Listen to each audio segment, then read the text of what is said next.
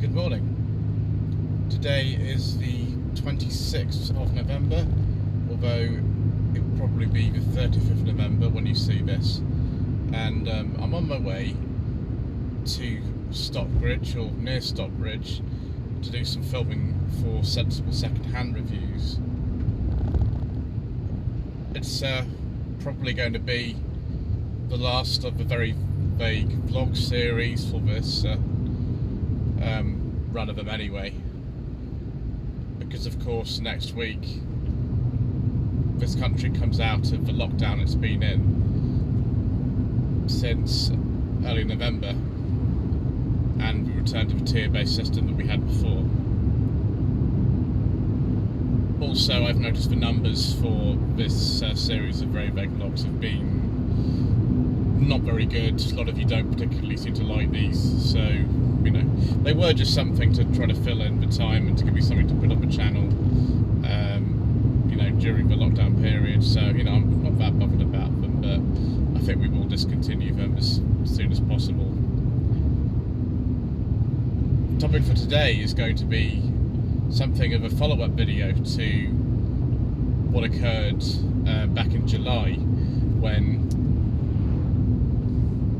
the announcement came from Mitsubishi that they were going to pull out of the UK and pull out of Europe by 2022. That came as a shock to many people. I'm a former Mitsubishi owner myself, actually. I had a 2006 Mitsubishi Shogun 3.2 DID Field for a while, right at the beginning of the year. And yes, it was, you know, a very long-established Japanese name in this part of the world. The Colt Car Company, who are the official importers of Mitsubishi, and have been actually bringing cars into this country since the 1970s, I believe, have been announcing things like redundancies. They're based in Cirencester, and they, you know, a well-respected brand in this country. You know, particularly the sort of older things that they used to have, like the Mitsubishi Lancer Evolutions, the Shoguns, the FTOs and 3000 GTs and all sorts of things. I actually drove a Lancer Evolution 10 on a track 2 years ago, and I'll put the link to that in the video description. That was one of the first videos actually on the channel, and I had a fantastic time. I drove an Evolution 10 versus an Impreza WRX STI, and the Impreza has a 6-speed gearbox, but apart from that, the Lancer Evolution was superior in every way.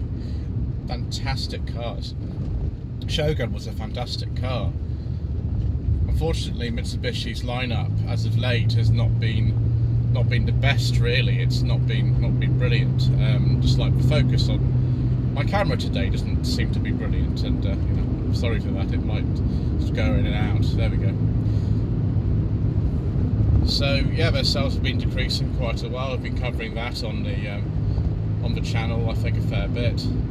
Apologies for the camera being a bit shaky at times. It's just road surface, really.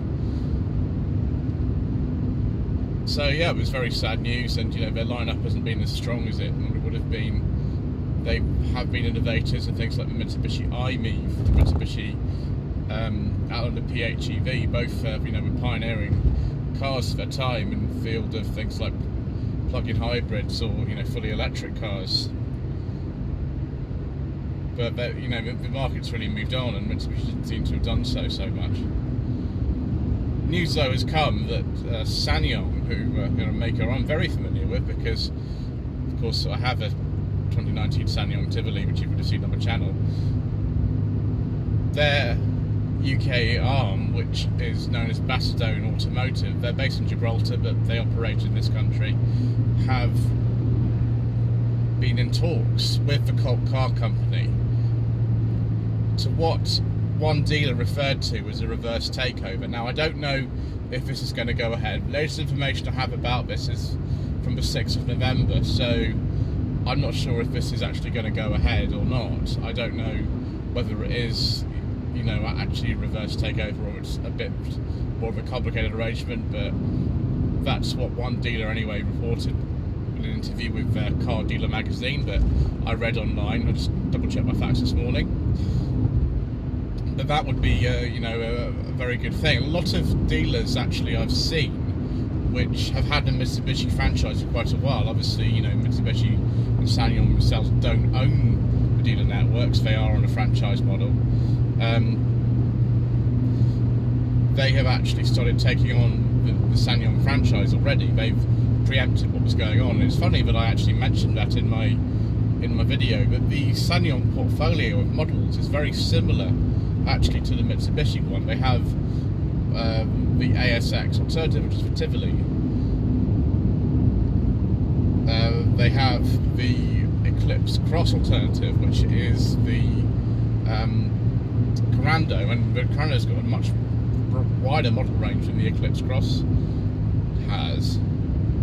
They've got the L200 alternative, which is the Musso, and I could go on.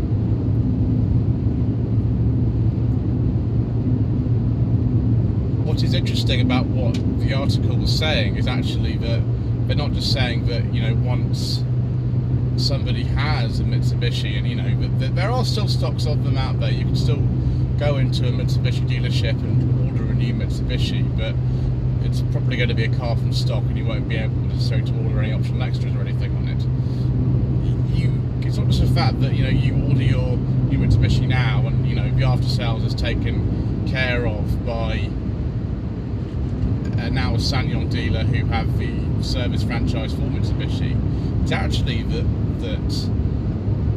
as Nick Lloyd, who's the boss of Basildone, which effectively is SsangYong UK, they're the importer, he said actually that gives scope for Mitsubishi models to still be imported in the future. If there are ones that are particularly relevant for this country, they could be type approved and imported over here.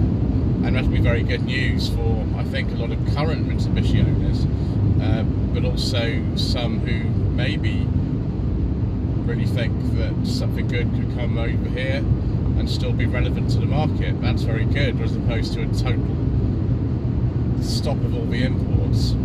I wouldn't be so concerned for some of the models they've been making. For example, the